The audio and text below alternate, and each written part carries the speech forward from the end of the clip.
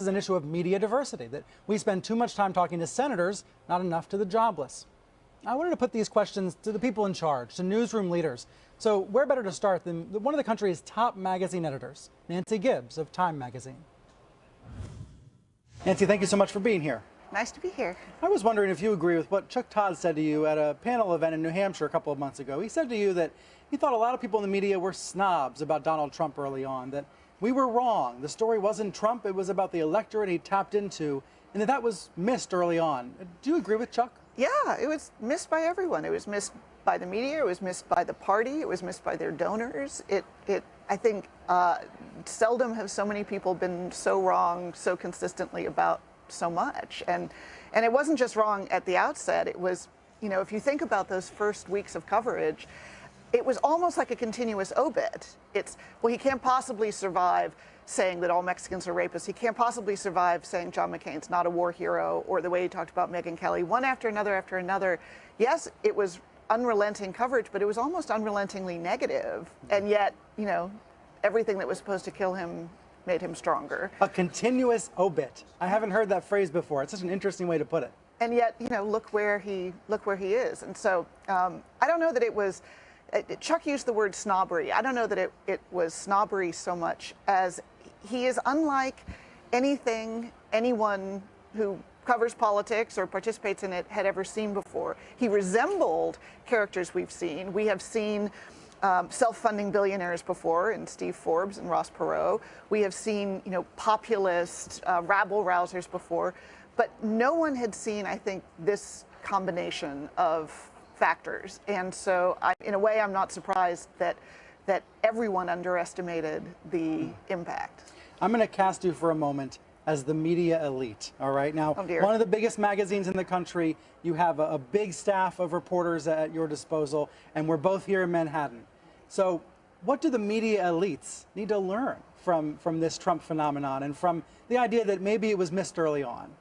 I think it is never a bad thing for us in our profession, maybe any profession, but our profession, to accept some humility in how we go about our business, partly because it's good to be surprised. It fuels your curiosity. We should be very curious about what it is that has allowed somebody who by no rules that have ever applied before has been so successful up to this point. So, that to me is the definition of a great story. Something the definition of news, maybe. It's the definition of news. Something's happening that no one saw coming, no one expected, was consistently underestimated. Let's understand it better. And in that sense, I do believe that the bigger story, the more important and lasting story, is less Donald Trump himself, as remarkable a character as he is, than why it is that voters have been responding to him in the way that they have. What does that tell us that we need to understand in a more profound way about where our country is? When we think about initial coverage of Trump and how it's changed,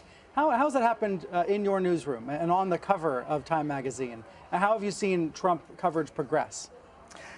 We've been helped, I think. We have a very strong team of reporters in the field, and the writer who wrote the most recent coverage, David Vendrelli, is based in Kansas and is not trying to do this out of, as you say, here in Midtown Manhattan. That seems like a really important detail. So he's based in Kansas, that's just where he happens to live, and he's been on the Trump trail.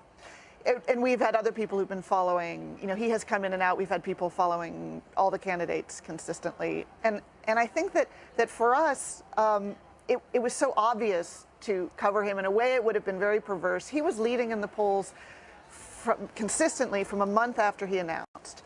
Can you imagine the criticism of the elitist media had everyone not covered him, of saying, oh, we just think he's an entertainer, we just think he's a showman, we don't think he's for real, so we're not going to cover him? There's been a lot of calls for that lately. You've seen this online, right? People saying, don't give him so much attention, don't give him so much oxygen. And some of this is targeting cable news and the amount of time that is spent showing his events. But some of this is also about general news coverage, the idea that he shouldn't be covered. But you're saying that's irresponsible. I think we would rightly be criticized for if we made some sort of decision as a guild, not that that could be executed anyway, but if we decided that we know better and we're not going to cover someone who is drawing these kinds of crowds at his events. It has massively increased turnout. in primary voting. We had 24 million people watching a primary debate in August. The interesting thing with Trump, of course, is that I think it's hard to say that his success in the poll is a reflection of the volume of coverage he's gotten. There was a report at the end of the year that Tyndall did that just compared, I think, ABC World News Tonight and the time they had devoted to Trump, which was something like a total of 88 minutes, and to Bernie Sanders, 20 seconds. And yet at the time, Bernie Sanders was doing very, very well as well. So there's the entire media platform that both of them, particularly Trump, have been very successful in leverage. His social media platform is extraordinary. And so quite apart from what is happening in traditional media, whether it's cable or print or online, there's what he is, the media content that he is creating himself that has had extraordinary reach. Sanders is the flip side of this conversation. I wonder how you justify having Trump on the cover so many more times than Sanders. Well, he has so far been winning more than Sanders has. We did put Sanders on the cover, and obviously will again if that race tightens up more. But what's happened in the Republican Party, when you are seeing a party having a civil war in front of our eyes, that is just a remarkable thing. And the coverage of it, I think, reflects the fact that we're seeing something that we've never seen before. Is this a teachable moment for your journalists and for other journalists? Do you think you'll be telling this story years down the line about how important it was not to dismiss Trump or, more importantly, his support early on when he entered the race? You know, I think what is so interesting and what we'll be thinking about years from now is he paved a new road. And it was a combination probably of timing and talent and technology and any number of factors that I'm not sure anyone else would be able to replicate. But what he has proven is that a new road can be paved. Someone else is going to come along and run for president in a way that is completely different than anyone has before. And we have now seen that that's possible. And it won't be the same way that Trump has, but it will be different from anything we've seen. And so I do think that future journalists, again, it's a reason to go into this with a certain assumption that you don't know everything that is going to happen before it happens, to be very cautious about making predictions. It would probably be good for all of us as both consumers and producers of media to be a little less in the prediction business. So I think that this is something that we will learn from, I hope in a good way, about letting events unfold and expecting to be surprised. Nancy, great to see you. Thank you so much for being here. Nice to be here. Started this morning. Up next, from so-called old media to new media, are sites like Huffington Post eating their proverbial shoelaces? Daily Beast editor John Avlon has surprising answers right after this. But is it enough to make a dent in Hillary Clinton's lead? Sanders will be here live. And the best political minds will be here with insights from the... We have a path toward victory. And Senator Bernie Sanders joins me now live. Senator, congratulations on Western Saturday. You swept all 3 states, Washington, Alaska, and Hawaii. Those victories follow recent wins in Idaho and Utah. I want to ask you, back in 2008, Hillary Clinton touted her support with white voters. This year, you seem to be doing well with that group. Do you agree with Clinton's 2008 assessment that the white working class is pivotal to Democratic chances in November? I think every vote is pivotal. We are now winning in state after state. The Latino vote, we're doing better now that we're out of the South with the African-American vote. We're doing extraordinarily well with young people. And we think we do have a path toward victory. What is that path to victory, sir? Because as you know, you really need to score landslide victory after landslide victory in order to overtake her when it comes to the pledged delegates. Well, I think there are 2 aspects to it, Jake. As you've just indicated, we've won the last 5 out of 6 contests, all of them in landslide victories. What we have said from day one is the South is the most conservative part of America. We did not do well there. Secretary Clinton gained a lot of delegates. No debate about that. We're out of the South. We're heading to the West Coast, which is the most progressive part of America. We think we're going to do very well there. But in addition to that, in terms of superdelegates, a lot of superdelegates have pledged for Secretary Clinton. But I think when they begin to look at the reality, and that is that we, in poll after poll, are beating Donald Trump by much larger margins than is Secretary Clinton. In your own CNN last poll, we were 20 points ahead of him. In the last national poll, we actually beat Secretary Clinton by a point. We started 50 points behind. I think the momentum is with us. A lot of these superdelegates may rethink their position with Secretary Clinton. A lot have not yet declared.